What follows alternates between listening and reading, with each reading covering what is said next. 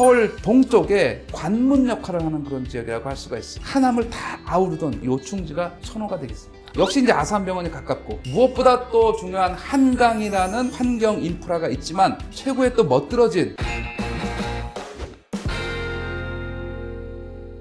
안녕하세요. 알아두면 돈 되는 재건축 재개발의 박혜수입니다. 오늘도 박합수 교수님과 함께 할게요. 안녕하세요. 안녕하십니까. 반갑습니다. 자, 지난 시간에 거여 마천 뉴타운을 함께 알아봤는데요. 오늘은 거여 마천 뉴타운 속에서도 신통하게 개발 예정인 신속통합기획구역 알아보겠습니다. 교수님 소개해 주실까요? 네, 그렇습니다. 우리가 전체적으로 거여 마천 뉴타운을 쭉 살펴봤잖아요. 네. 그중에 이제 5구역은 제외했었는데 이 5구역은 신속통합기획. 네. 그야말로 이제 신통한 거죠. 이 신통은 인허가 기간을 5년에서 2년으로 단축한다. 오. 그만큼 우리가 어떤 기대치를 가지고 있어요? 옆에서 늦게 하면 더 추월할 수 있다. 이런 오. 얘기도 될 수 있는 거죠. 강남에서 1차 지역 중에서는 유일하게 좀 선정된 그런 후보지라고 할 수 있습니다. 와. 21곳 중에서 세 번째로 또 면적이 큽니다. 그만큼 이제 거여 마천에서는 마천 1구역을 빼면 이 거여 마천 일대에서는 두 번째로 큰 그런 지역이라고 할 수가 있어서 우리가 충분히 좀 관심을 가질 만한 그런 입지라고 할 수가 있어요. 제가 이제 거여 마천에서 중요한 게 네. 이 마천 거여역까지 이 접근성이 어떤 것이냐에 따라서 중요하다고 말씀드렸는데 그렇죠. 여기는 마천역까지 도보로 한 10분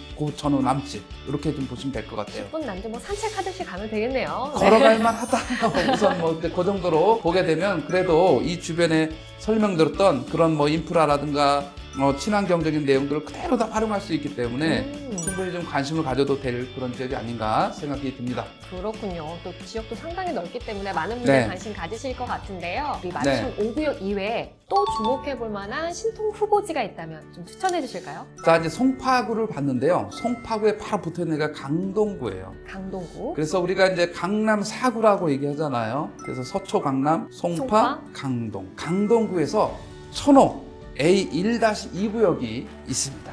여기를 한번 우리가 살펴보면 좋을 것 같습니다. 그렇군요. 자, 많고 많은 신속통합 후보지 중에서 천호 네. A 1-2구역을 뽑아주신 이유가 있을 것 같은데요. 우선 이제 바로 옆에는 A1-1 공공 재개발구역 네. 있고요. 이쪽 남쪽으로는 성내동이에요. 가령 이제 천호에서 이 강동역으로 이쪽 동쪽으로 가는 남쪽이 이제 뭐 올림픽공원 방향 쪽으로 얘기하면 여기는 이제 성내동입니다.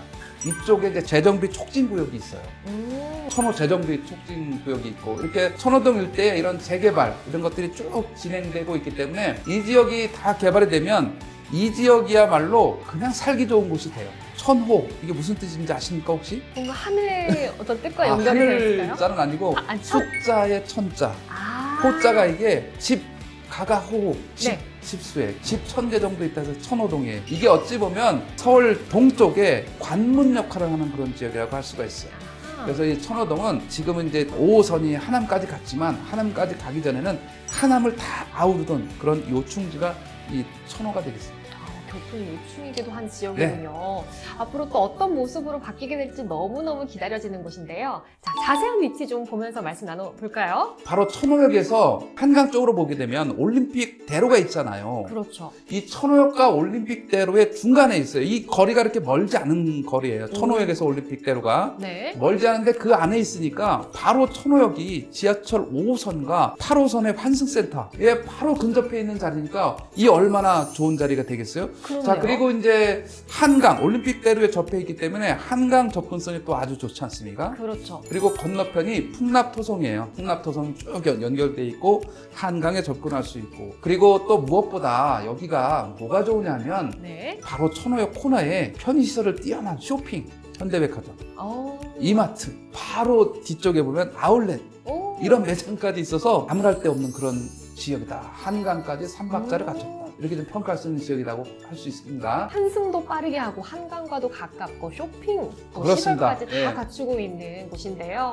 와, 3종 주거 지역이면 또 한강변 경관 규정에서 조금 자유로운 편일 것 같아요. 높이나 층수 규제 제한 없이 한강 조망권을 좀 가져갈 수 있을까요? 그렇습니다. 이제 우리가 무엇보다 이 한강변 가이드라인에 따르면 2040 서울분에서 최대 50층까지는 지역의 상황에 따라서 이제 허용할 수 있다는 이런 것이 있지 않습니까? 네네. 이렇게 짓게 되면 이 지역에서 랜드마크적인 그런 가치를 가질 수도 있는 그런 자리가 돼요. 높이에서도 좀 융통성이 있겠다고 하게 되면 그런 매력이 있을 수 있다라고 볼 수가 있다는 거죠. 자, 이렇게 한강 조망권을 가져가면서 또 중요한 부분이 좀 생활권인 것 같습니다. 한강 조망권의 장점에 견줄 만한 주변의 어떤 상권이나 인프라도 좀 소개해 주실까요? 우선 이제 천호역 일대와 성내동 요 라인의 그 상권은 전통의 강자라고 말씀을 드렸어요. 여기가 한때는 하남에 있는 그런 그 상권까지 다 흡수하면서 갈 수 있는 그런 자리가 이쪽 천호 상권이라고 할 수가 있는데, 앞서 잠깐 언급했던 현대백화점과 이마트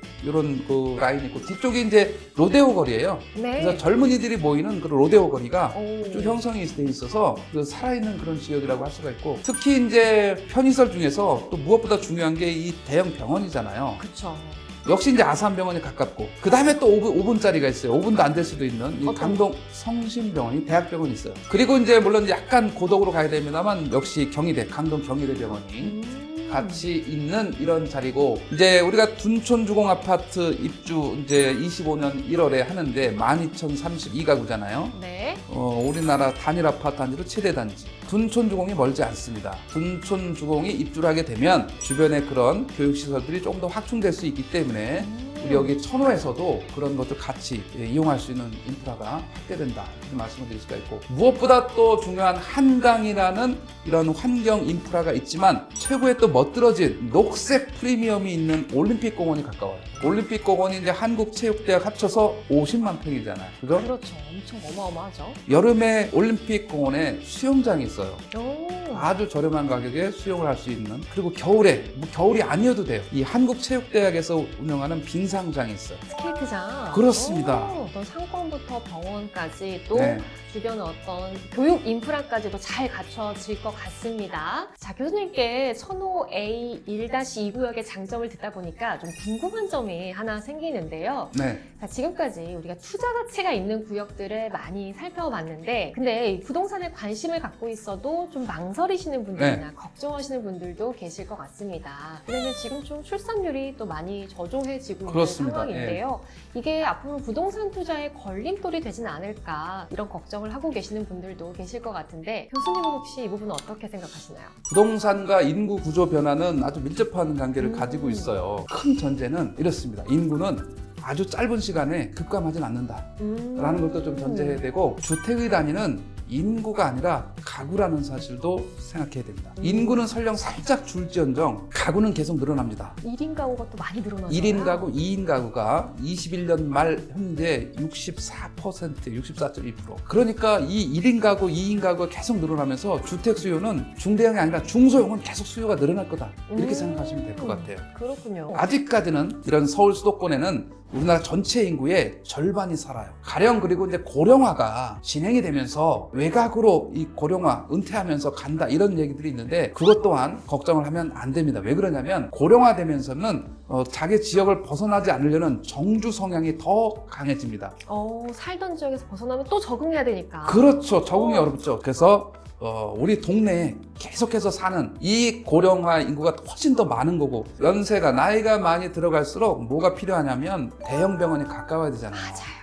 그래서 우리가 얘기했던 이 천호가 아산병원 바로 코앞에 강동 성심병원, 강동 경희대병원, 이런 아주 다양한 병원이 잘 갖춰져 있는, 그리고 바로 또 뭐가 있어야 됩니까? 쇼핑까지도. 바로 걸어서 갈 수 있는 쇼핑센터가 있어야 돼요. 그래야 고령화되면서 편리한 이런 가치를 갖게 됩니다. 그렇죠.